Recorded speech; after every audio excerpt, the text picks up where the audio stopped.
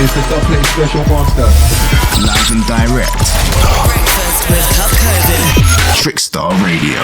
Well, there we go then, people. Back inside the building. The sounds of break on that one. The Moving On remix. Alex Perez and Liam Bailey on the original. I love Liam Bailey's voice. Yeah, always gets so me. Nice. But we're going to get into a bit of an interesting one next. We've been looking around the sort of Twitter sphere this morning and just sort of stuff that's been going on. And something that sort of sparked our interest is this scenario with Snoop Dogg, essentially, which is it's not something I find myself saying too often, to be honest with you.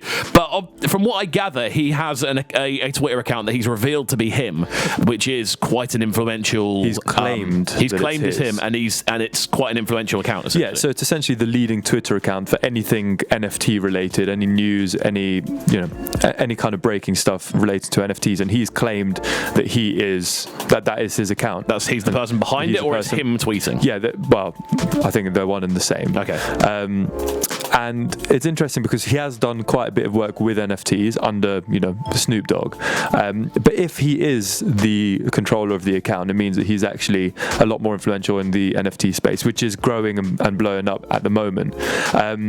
Now, I kind of wanted to take a different approach with this rather than just talking about whether Snoop Dogg is the guy behind this, because I think we're finding now in influencer culture, so to speak, that we're moving away from Kylie Jenner is promoting this lipstick. Yeah. Or it's almost less about products now and more about kind of just real stuff, integral things that can potentially, change people's lives, affect people's lives. And is it responsible for these celebrities? I mean, nothing against Snoop Dogg, great musician, great personality, but not exactly the voice of the future of tech. Yeah, I'd agree. He's not necessarily like a reliable source, and as great as it is that he's showing an interest and it's doing great things for the NFT space, is that a good thing? I feel it, man. I feel it.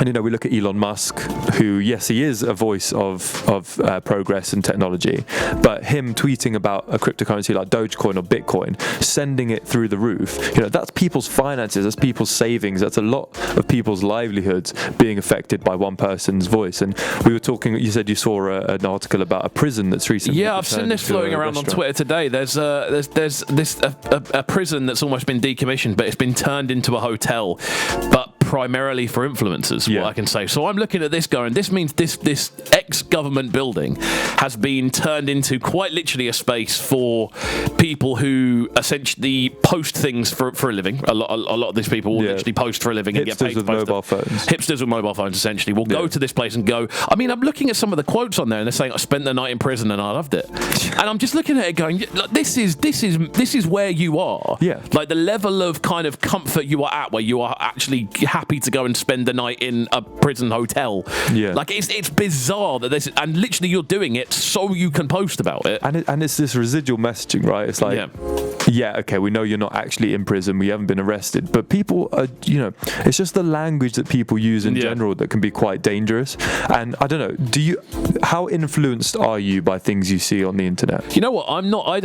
I'm either very cleverly influenced, if you know what I mean. I'm very subtly influenced by a lot of things. Like I suppose I'm kind of influenced more by fashion, more than anything else. A lot of the time, with the sort of fashion that I see people I enjoy listening to or watching wearing, I'm often influenced by that sort of styles and things like that. Which is, I think, part and parcel of subculture, right? Yeah, I think that's always been a thing. You look at the mods and the rockers, and you look at other subcultures in the past, and that's kind of it's kind of a defining factor. Yeah, I think I'm influenced by that. Potentially language as well, without realising. I think language is something that we are all slang 100%. We're all influenced by. I've got this kind of theory with slang that people kind of start following language trends kind of ironically at first, and then eventually it becomes normal. I never used to say the word butters, but now I say it. Yeah. I used to say it ironically. It's quite a harsh word as well. I heard someone say it about someone else the other day, and another member of our group really kicked off about it.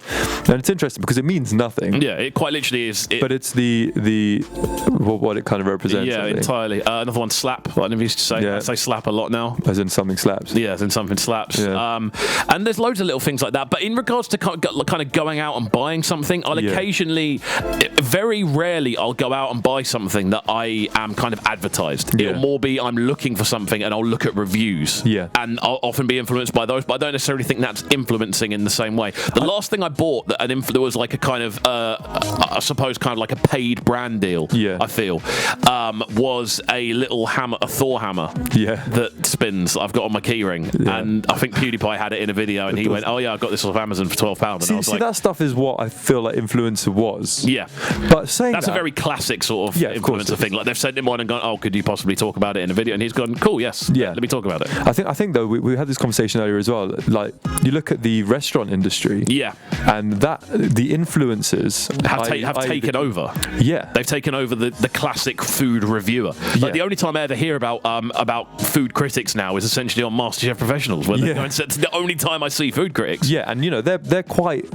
It was quite an astute, quite trained people. Yeah, like it's not as if you walk into it. Highbrow job. Yeah, it's not as if you walk into being it's just a food critic. So and so's tweeted this place on Instagram, most likely as like a paid partnership thing. Yeah, and suddenly that's influencing people's businesses or damaging people's businesses on the other side. Definitely. I mean, this is the thing. Whenever people kind of post about being at a restaurant, you kind of get people that go, "Oh, you're just posting about your food, like you don't care."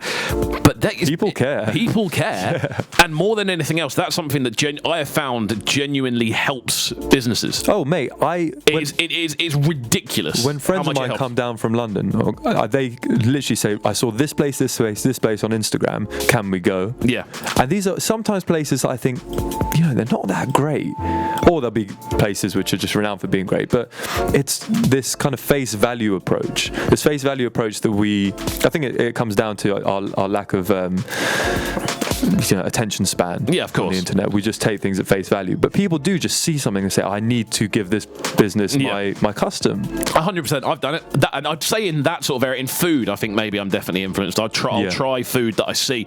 I try not to be influenced, if you know what I mean, which almost feels a kind of bit blockhead to an extent. Kind of being like, I don't want other people telling me what I should and shouldn't like. But we do live in this type of world now. We do have to kind of look at things and go, how are we going to find the information? 9 times out of 10, this is the new word of mouth. Oh, 100%. Social media is the new word of mouth. It's crazy. Because we don't want to talk to each other. No, we don't. No, apart from you and I on a Tuesday morning, no one else talks to each other. I don't even see you on the weekends anymore. I don't want to. I'll make it up to you this weekend. We'll have a beer. We'll have a boogie. Are you looking just on a slightly different topic? Obviously, something that is being posted about a lot at the moment is Boundary Festival. We'll quickly touch on it very briefly. As we're both here, we're both going. Yes, we are. I'm going to be running around doing interview stuff. I believe you're going as part of the South Point. I am. The South Point crew. Up the South Point family. And kind of getting involved here and there by the sounds of things. Man. I'm looking forward to seeing Vincent Vega. Yes, of course. Which is our boy Bush Baby's new alias, and seeing him in action for the first time. It's kind of his coming out to the world. Yeah. He's come out of his cocoon. Yeah. And this is almost like this is the butterfly that's been brewing. Yeah, literally. The brewing of a butterfly. The tech house butterfly. Now I'm looking forward to that. I'm looking forward to just seeing the general Brighton heads, constantly having people popping up every day saying they're going. I think the VIP area will be it'll be quite a good giggle. Will just be a social for us. Yeah, so, I'm looking forward to it, man. It should be a good one. Out to all the team at Boundary each and every time for getting it together. Also BMC this week as well. And for selling out. It sold out yesterday, didn't it? Yeah. Well, there we go. Congrats. You know what? You're going to get one of these. Oy. There we go.